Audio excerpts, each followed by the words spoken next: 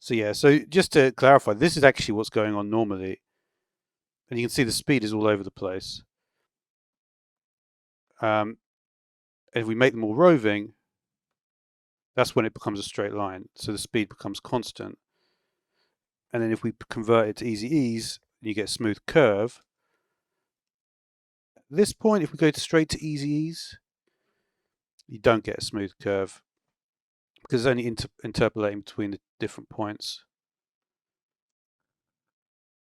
That's essentially useless. So essentially, you have to do the combination of the roving then the easy ease to get that smooth curve.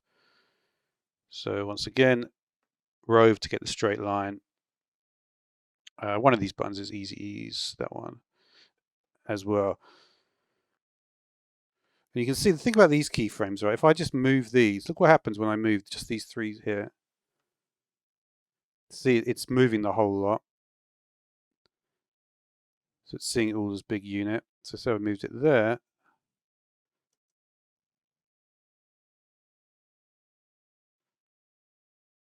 We sped it up at the end. Let's see how that's affected the graph. Yeah, as you might expect. So that's the difference between what I just did.